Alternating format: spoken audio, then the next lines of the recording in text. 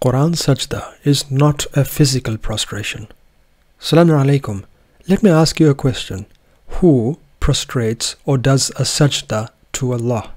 Is it the Muslims who are doing this ritual prayer or namaz as we call it?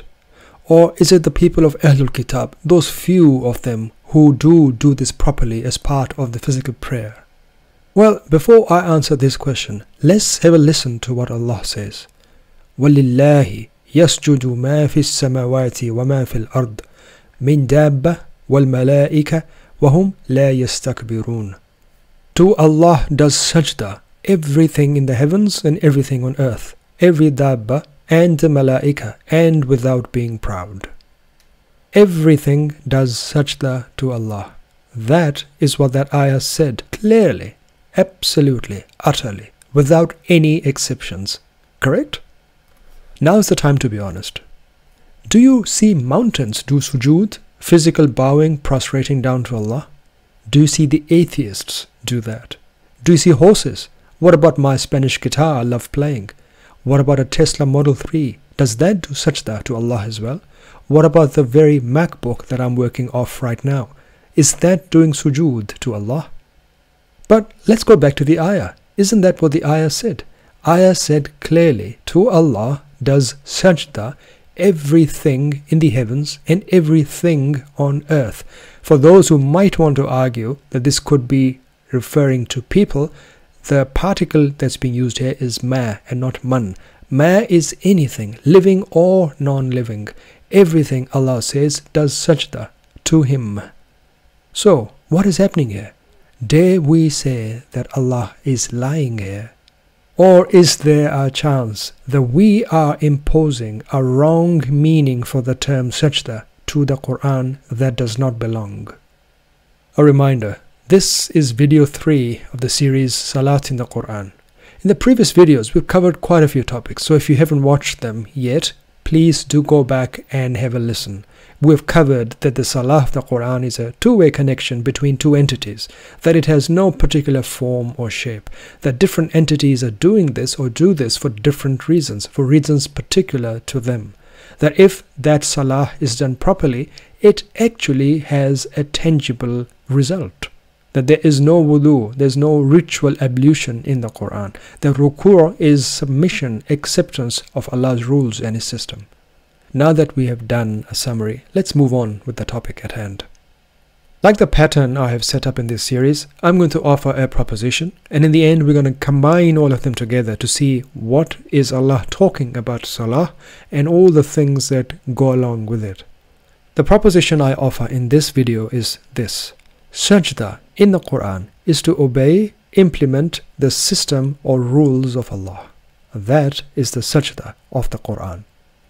Now let's apply this mafhum of the term to the very same ayah we were looking at before. So, وَلِلَّهِ يَسْجُدُ مَا فِي السَّمَاوَاتِ وَمَا فِي الْأَرْضِ now can be understood as to Allah's rules, system, limits, act in submission, everything in the heavens and everything on earth, and so on.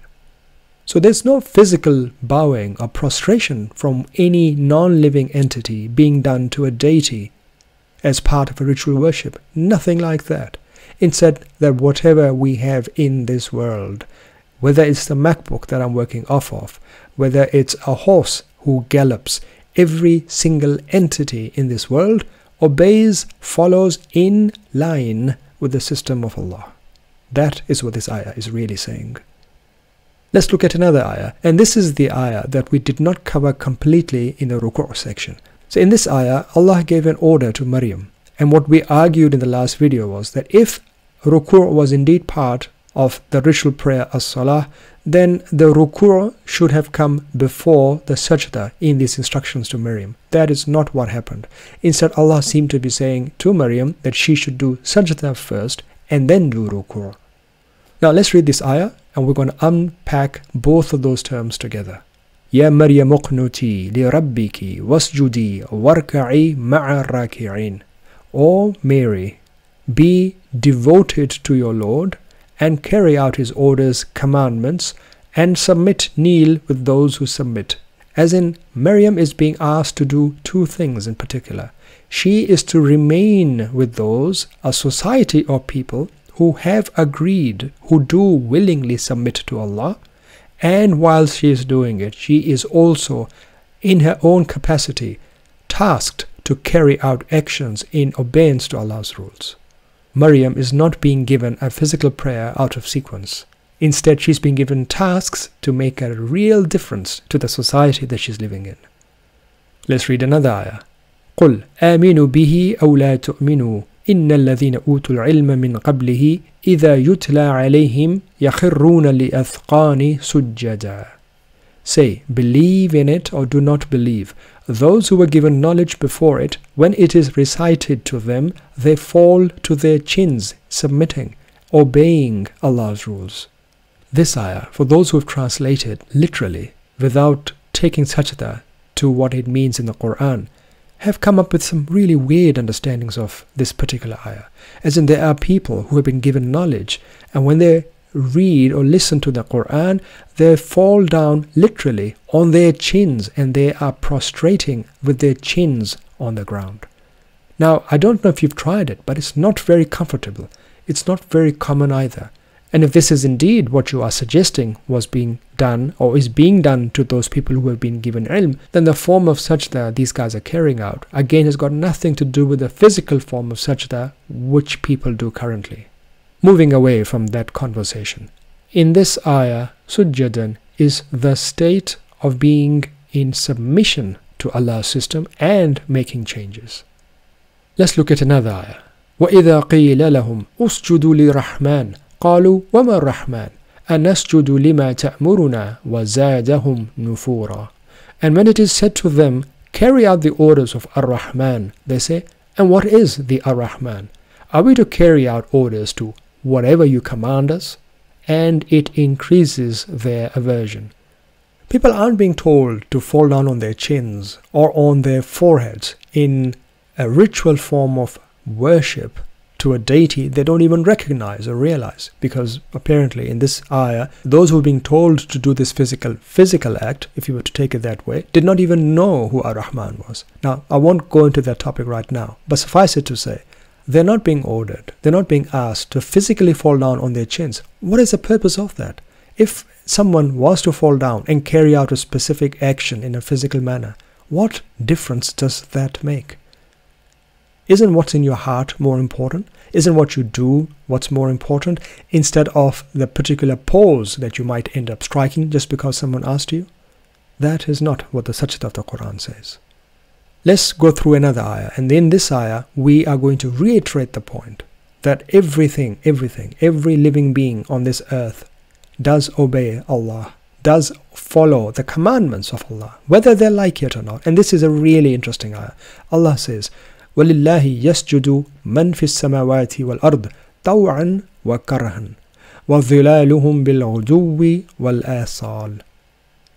Everyone in the heavens and the earth follows, carries out the rules of Allah willingly or unwillingly, as do the shadows in the morning and in the evening. Now, what's really interesting here, I think this is one of those fantastic ayahs where we could spend a lot of time. Allah is making it really clear. Even if the person that we're looking at was an atheist, they did not believe in Allah, they did not believe in the Quran, they did none of the physical worship that we impose on ourselves, even then they are doing sajdah to Allah. How? Well, whether they like it or not, they are bound in this life by all the constraints that Allah has put in for them. We cannot escape gravity. We cannot escape the laws of this universe. We cannot escape the very boundaries of ourselves. We are not necessary beings. For our existence, we rely on other contingent items, who rely in turn on other contingent items, and so on. None of us is truly here in complete command of our own existences. And this is an ayah that applies to everyone, has always applied, and will continue to apply no matter what happens. That is what Allah is saying. It doesn't say that everybody on earth literally falls down on their chins or their foreheads, bowing, prostrating to Allah, no matter what the religious affiliation was. Let's read another ayah to wrap this point up. وَإِذْ قُلْنَا ادْخُلُوا هَذِهِ الْقَرْيَةَ فَكُلُوا مِنْهَا حَيْثُ شِئْتُمْ رَغَدًا وَادْخُلُوا الْبَابَ سُجَّدًا وَقُولُوا حِطَّةٌ نغفر لكم خطاياكم وسنزيد المحسنين. And recall that we said, enter this town and eat plentifully from it, whatever you wish, but enter the gate in a state of humbleness, following Allah's commands, until the end of the ayah. These people are not entering a particular physical door whilst they are in a state of prostration. They're not crawling like little insects or animals on the ground. They're not doing that. Just try and imagine how that would even work out. These people are being told to be in a state of sujada, where they are humbly, in humbleness, agreeing to follow the commands of God. Before we wrap up, let's do a comparison of what the Quranic sajdah is compared to the mazhab Islam's sajdah. The Quranic sajdah is done by everybody in the world. Whether they like it or not, they know it or not, they are forced, they are subject to Allah's rule to work within the constraints and the rules set by Allah.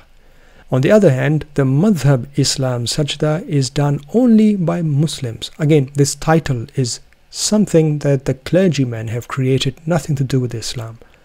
And according to them, if there were other religious people, such as the Hindus, doing the same sajda, the same act is wrong because they do not do the sajda according to the rules these clergymen have set up. Quranic sajda, there's no worship there. There's no worship whatsoever. In the madhab Islam sajda, a sajda, obviously, as we all know, is an integral part of this physical prayer that in some countries we call Nimaz. Now, Quranic sajda, a good person does that willingly. Even though he is forced to remain within the boundaries, he goes beyond, and he willingly, as much as he is capable to, aims to make the world a better place in accordance to Allah's commandments. He spreads peace. He studies science. He promotes the cause of prosperity, and so on. On the other hand, the madhab Islam sajda is done by religious people in ritualistic prayers by orchestrating a series of bodily movements. Those who do the Quranic sajda make a difference. They change the world. In madhab Islam sajda, those who do their sajda end up getting marks on their foreheads. Does anything change? Not really. Which brings us to the takeaway, really the takeaway of this whole session. Quranic sajda is an action to make a change. You are actively doing something to make a positive difference. Whereas the madhab Islam sajda is a meaningless ritual that frankly does nothing, achieves nothing, gets nobody nothing. I would like to think that it's really easy to understand the Quranic sujood, Quranic sajda, which is why this video is quite a short one. But just as easy as it is to understand it, it is also very easy for one to ignore the Quranic sujood. It's everyone's choice. We can choose to follow the meaning of sajda as says the Quran and Allah through it, or we could take the sajda that we have been seeing our forefathers do. I will leave you with this one last ayah, really, something for you, for me, for all of us to ponder on. Am I going to follow the Quran or something else? وَإِذَا قُرِيَ عَلَيْهِمْ الْقُرْآنِ لَا يَسْجُدُونَ. And whenever the Quran is read to them, they do not humbly follow Allah's system. With that, until the next video, Salamun Alaikum.